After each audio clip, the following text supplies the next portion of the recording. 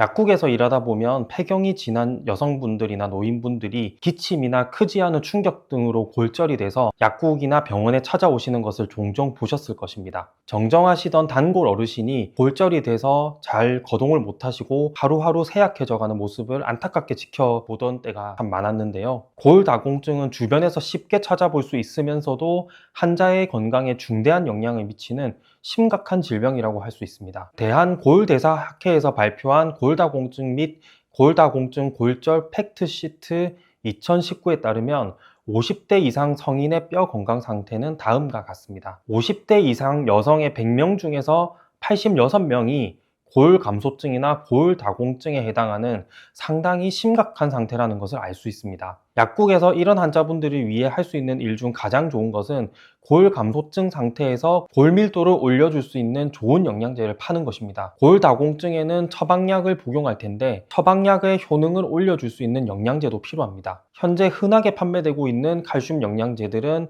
대부분 칼슘이 고함량 들어가 있는데 효과가 그리 크지 않으면서 심혈관계 부작용을 증가시킨다는 이슈에서 자유롭지 못합니다. 여기에 더해서 위장장애나 변비 등의 부작용을 일으키고 알약의 크기가 커서 복용 순도가 떨어지는 단점이 있습니다. 우리나라 사람들의 칼슘 섭취 권장량과 칼슘 섭취량에 대해서 알아보도록 하겠습니다. 칼슘이 부족해지면 뼈가 약해지는 것은 당연한 일입니다. 하루에 어느 정도 칼슘을 섭취하는 것이 좋을까요? 미국에서 발표한 가장 신뢰할 만한 데이터를 참고해 보면 EAR을 9.4mg per kg per day로 그리고 RDA를 12.94mg per kg per day로 제시했습니다. EAR이라는 것은 50%의 인구에서 필요량을 만족하는 섭취량을 말하고 RDA는 97%의 인구에서 필요량을 만족하는 섭취량을 말합니다. 우리나라 성인 여성의 평균 몸무게가 57.8kg인데요.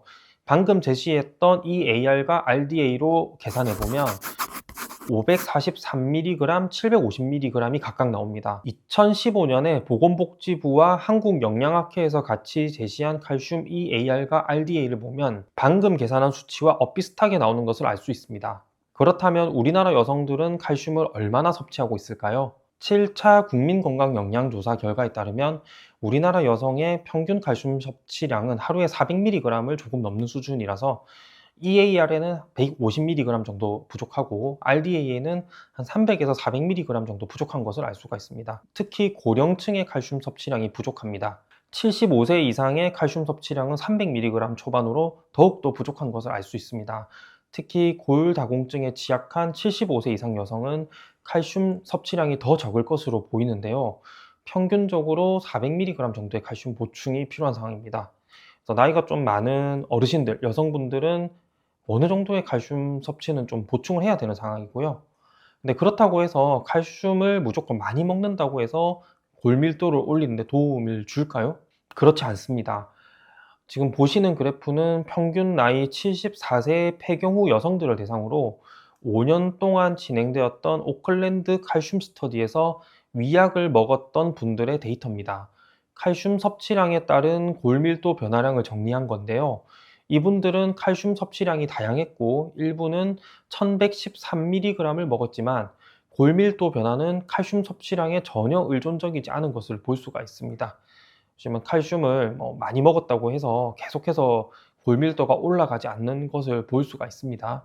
칼슘 섭취가 일정 수준 이상 넘어가면 골밀도가 증가하지 않고 오히려 부작용만 증가하고 복약 순도가 또 떨어지게 되기 때문에 한 300에서 400mg 정도의 적정량의 칼슘을 보충하는 것이 좋다고 할 수가 있습니다. 그 다음으로 칼슘 보충제 섭취와 심혈관계 질환 이슈에 대해서 살펴보겠습니다.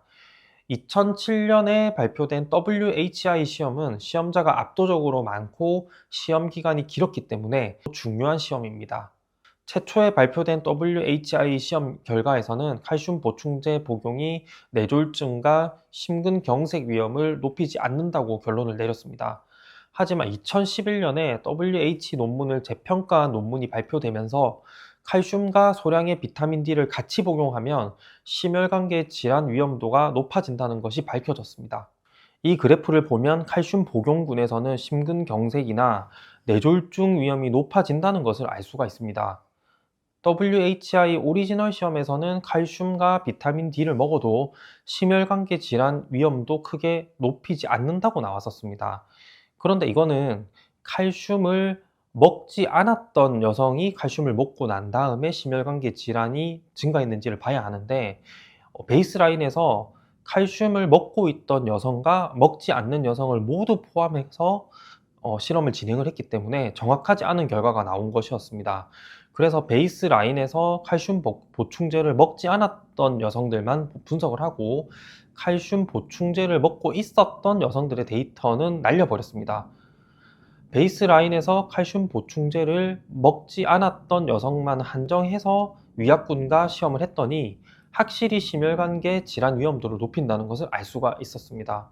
아까 칼슘 보충제를 먹고 있었던 여성들의 데이터를 날려버렸지만, 그래도 다른 시험에 비해서 N수가 압도적으로 많기 때문에 여전히 이 시험은 의미가 있고요. 이 연구 결과로 인해서 당시 주류로 인정받고 있던 칼슘 비타민 D 요법의 근거가 완전히 무너져 버리게 됐고요. 이제 심혈관계 질환 위험을 높이지 않으면서 뼈 건강을 지킬 수 있는 새로운 영양제가 필요해졌습니다.